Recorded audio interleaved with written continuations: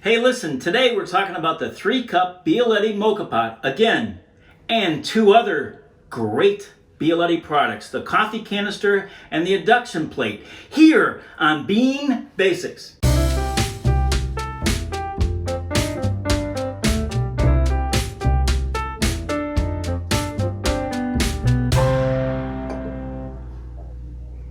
Oh, hey there. Welcome to Bean Basics with Bob and Michelle. Welcome to sunny Saugatuck, and welcome to the Obis Lab. Hey, listen, today we're talking about the Bialetti again. We've done a couple of Bialetti episodes, and we'll put both of them up here, but we're taking a different approach to the Bialetti today, and it's sort of a simplified approach. Now, what we're going to be doing is adding 2 other Bialetti products to the conversation. One is their canister, and one is their induction plate. And we'll talk about both of those here in just a minute. So, one of the things that I've always considered is not everybody needs or wants a grinder for $200 or less, and not everybody needs or wants a kettle for $200 or less. And so I discovered this on Amazon, which is another Bialetti product, which is a coffee canister, and it holds ground coffee. Now, I ground the coffee for our episode today, and I ground it on about 17 or 18 on the Baratza grinder. And, I think you can use pre-ground coffee here or there. We always say, hey, it's best to grind your coffee to order. That's how you get the best cup. I wouldn't fill a jar all the way up, necessarily, but put a day or two's worth of ground coffee in here. And I really like this product. It's got that Bialetti logo, that little guy that's on the front. You can see Alfonso Bialetti. And the Bialetti was invented after the percolator, and it was an improved method, stovetop method, in about the 1930s. But the construction of this is nice. This is glass. This is a heavy plastic, and it's got a little seal on it. You can hear it seal up pretty good. And the other thing I like is it comes with its own spoon that just kind of hangs on the side. So from a kitchen space perspective, you could just have that right next to your Bialetti out on the counter or maybe in the cupboard. Be better in the cupboard because it's clear glass. You don't want direct sunlight to get into it. I just find this particular method easy and fun to do. I love a good drink of mocha express. Yeah, because right. you can't really call it espresso. I was going to say espresso, but I know it's really Cheater's espresso. It's Cheater's espresso. But we don't do it at home very often. We don't do it at home. It's complicated to do it at home because the way we suggest it is you put hot water in here and not cold. Today we're going to use cold. We want you to grind it to order, but we're eliminating these 2 devices here, and like I said, I ground the coffee, but you could possibly use pre-ground coffee from the grocery store to do this right here. That would be okay. Not ideal, but okay. So there's something nice about this particular lid on this Bialetti canister. And by the way, it's not as good as the Airscape is that we use on One Big Island, because the Airscape pushes air out. This still leaves some air in, and there's some exposure. That's why we wouldn't want you to fill it up all the way. But the thing that I like about it is it gives you a stand to work with. So when you're That's packing nifty. your coffee, it is. Because in other episodes, I've had to put it in like some other kind of container to hold it, and it never really fits properly, and so on and so forth. But also, I noticed that when I use this here too, the sort of extra grounds that get involved right here, they just fall on this lid, and then you can kind of just dump them back in right away. I'm going to give a little bit of an easier rule than I've given in the past in terms of how much coffee and how much water should be used in the 3-cup Moka Pot. One thing to always keep in mind, and I don't know if we can get in here and see that or not, but there's a line right here You can kind of see it. Yeah, and can you see the valve? Yep. Yeah, you don't want to fill it above the valve, and that line that's associated with that right there is pretty much the fill line. And magically, that comes to 150 milliliters. So I'm going to go ahead and put some water in. I got my little cup. Can you see that? It's got the caffeine formula on it, right? Yeah. The essence of life. On the other side, it's got some milliliter line. So we're going to fill this up to 150. And let me make sure I got it exactly. And you'll see that when I pour that in here, it'll take it to just below that valve line. I can't tilt it because then... Yeah, I know, but you can see it. Yeah, okay, good. So, normally our ratio on coffee is 6 grams per 100 milliliters. But for the Moka Pot, we're trying to emulate espresso, and this isn't an exact ratio, and it can't be espresso because it doesn't get to 9 bars of pressure. It barely gets 1 bar of pressure out of the whole deal. But what we like to do is double the amount of coffee. So we're looking at 12 grams per 100 milliliters instead. So at 115, that comes to 18 grams. Right? Yeah, 150 though, not 115. Oh, 50. Yeah. Did I say 15? You did. 150 milliliters of water. So apologize for that. Okay, so I'm going to get a scale out. Here's a scale, and get that fired up. So are you going to use the scale or the spoon? I'm confused. Well, I'm going to use the scale to verify that I think you can get away with using the spoon, and you've heard me too. We've talked about pre-ground coffee and how that's bad, or grinding ahead is bad. I've also said volumetric methods are bad, but maybe you don't have a scale, right? So this is another savings that you could have. So you're going to get rid of the kettle, the grinder, and the scale. But I'm going to use the scale to just demonstrate that it takes about 6 level scoops to get to 18 grams. So hopefully that'll work out.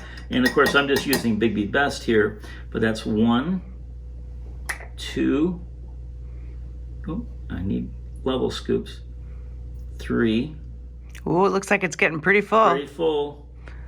4,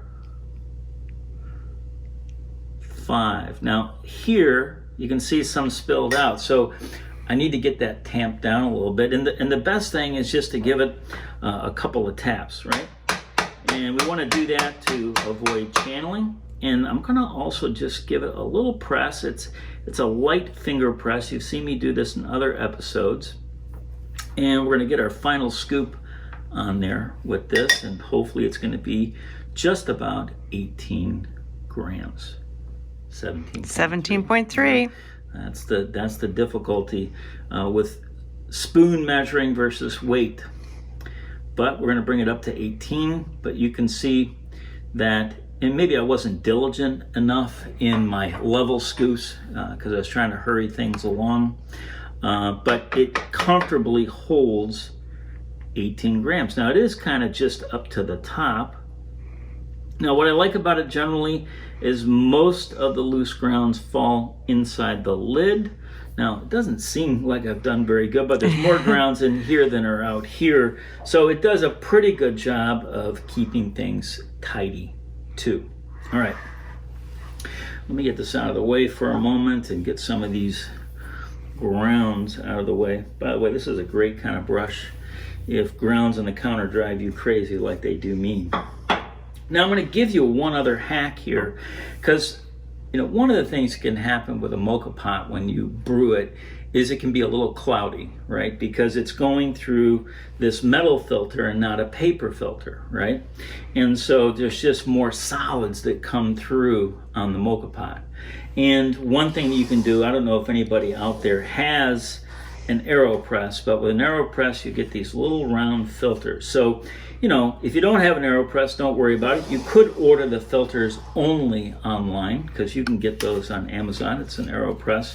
But the beautiful thing about this is it fits exactly in this space here. Well, look at that. Yeah. Now, I don't know if I can get this back. So well, you can't get it out. Right? So well, I can't get it out.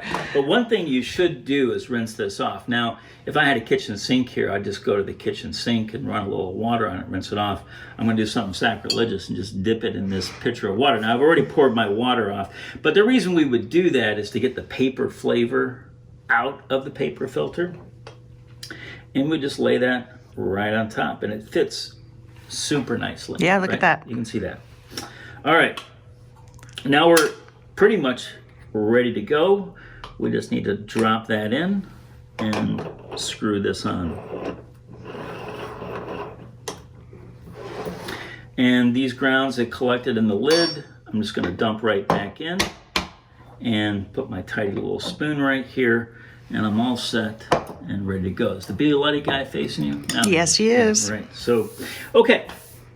So now we're going to talk about the other device, and I've got my little kitchen stove here. It's really my Coleman stove, my camping stove, and so I need to lock that in place.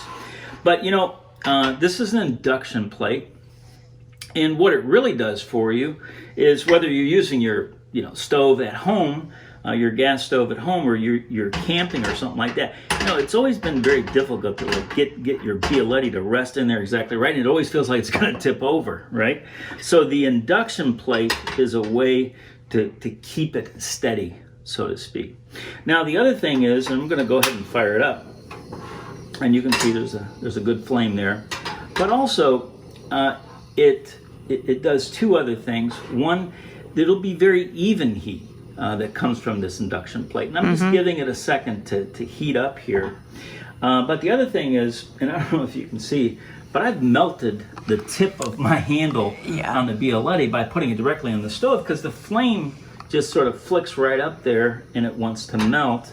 But having the induction plate, this area here sort of protects that altogether. Now, I want to get my timer out because I think it's going to take about 3 minutes and to get to temperature. And we're off to the races. Yep, we're off to the races. Good. And now, in the past, I've recommended putting hot water in here because it just takes less time for the water to boil. And one of the worries we have, and this is so fussy, is that the coffee inside the portafilter would get hot or get heated by the flame and not by the water, and essentially you'd start cooking your coffee or re-roasting it before the steam ever had a chance to go through again. But you know, with the induction plate, it kind of protects it, right? The flame is not licking up the sides and that, and so the heat is pretty much coming from the bottom. And wow, that's hot. My fingers got a little bit of the scald there, right? But it's a much more even heat on the bottom of on the bottom chamber, basically. Now, it will take about 3 minutes from cold to get to the proper temperature. But the other thing I'm going to want to teach you is to take this off a little sooner than when it's done, right? Because there's so much pressure that's built up in that chamber as the water heats up, it forces it through the grounds and so on and so forth.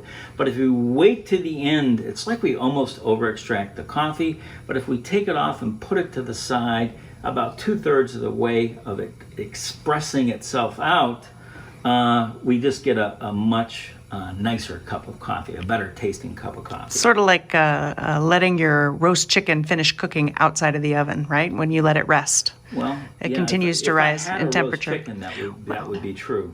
You had one last night for dinner. I had one last night for dinner. And boy, that was good, right? So, I put 150 milliliters of water in, and what I'll get out, though, is about 100 milliliters of coffee. And where does the other 50 go?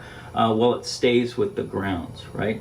Now, we did all that tapping to try to remove the channels and get the coffee compact, not super compact, because you don't want to create so much resistance that the water's going to want to blow out the steam valve instead of bubbling up through.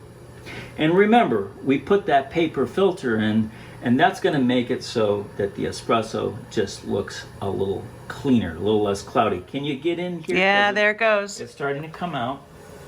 And it's a really, really pretty product. Now, like I said, I want this chamber to get about 2/3 full. Now, often we've kept it on the heat until the very end. And by the way, because it's on an induction plate, I can just go ahead and turn off the heat now. That induction plate's going to provide enough heat for the chamber. Here we are at 2/3, and I'm going to pull it off and put it to the side. Okay, and now it's going to bubble out a little bit, but it's not going to be all spurty and aggressive, I guess is the way I would say that. So there we go. We have a beautiful cup of coffee. You can come and take a look at that. Yeah, look at that. And it's still going to bubble a little bit. I'm going to put this off to the side and try to verify that we get about 100 milliliters of, which would be this line right here, of coffee out. It's a little hot. I'm just going to grab a little piece of paper towel and pour this, and let's see if it gets to that 100 milliliter line, or maybe even. You are dead on 100 milliliters. There you go. So 100 milliliters. Now, technically, that would make 3 espressos. About 30 mils, about 1 ounce could make 3 espressos. And that's why this is considered, when you buy this, it says a 3-cup Moka Pot. And, if you're used to drinking out of a big mug, you're wondering, what the heck are they talking about? Well, what they're talking about is 3 little espressos. But today, by the way, we're at 4 minutes now, but it took about 3 minutes for that to bubble up and get going. Today I'm going to use this oversized espresso cup, right? And I'm going to pour all 100 milliliters in there because I'm just feeling like I need a lot of caffeine. Now, normally the Moka Pot, it's kind of a cloudy cup, but I don't know if you can come in and grab that shot, but that's a very clear cup of coffee, and that's because we put that filter in there. Yep, right? I see it. And I'm going to turn this into something that's called an espresso campana. Okay, now it's not espresso, but we do call this cheater's espresso. And campana just means that we add a little whipped cream. It's 4 shakes, and we'll just go starting on the outside of the cup, go all the way around like this. And that makes such a pretty drink. And what you get out of something like whipped cream is not too much dairy and not too much sugar. It's like just the right amount. But this is heavy cream, but it's only about 2 tablespoons, and this is 15 calories. Oh no, it's 15 calories for a 2 tablespoon portion. So we have about 2 tablespoons here. And this is just a beautiful drink to have for yourself in the morning. And I'm sorry, I'm not going to share this, babe, but you just want to get a little bit of that whipped cream kind of on your upper lip, like this. And drink the espresso through. Not too much dairy and not too much sugar. Just the right amount. Right? And not too much fuss to get here. Not too much fuss to get here. I'm going to go ahead and take this apart quickly, and you don't want to do this. Normally you want to let it cool down, and you could even run it under some cold water so you could wash it and so on. And remember, you always want to clean the chamber. Some people talk about leaving some of that in, and that seasons the chamber, but old coffee is old coffee. It'll just oxidize. You can see that paper filter is just left right there on top, right? And if I turn it over on this napkin, now this is kind of hot, so please don't do this at home kind of thing. We're probably going to get some water expelling out of there because maybe not all the water came through, and there's some water caught in the grounds too. But if I take that off, and I'm just going to put it over here now. There we go. There's the rest of the water. I don't know if you saw that come out. And we're going to want to get this puck out. There we go. That's steaming hot puck. Isn't that something else? So, you look at that, And you can see that there were no channels, right? The problem with channeling is that if the water takes a shortcut through the grounds, it will be under extracted, and we're looking for it to be fully extracted, and it is. There's no dry spots in here, there's no channels, and you can see all that coffee, that beautiful coffee, the steam and the hot water just ran right through it, and that's what you want. Now, you take this and just throw it in your compost. You don't need to do that paper towel. You could dump this off straight in your compost. And then again, you're going to want to rinse the various parts, rinse that out.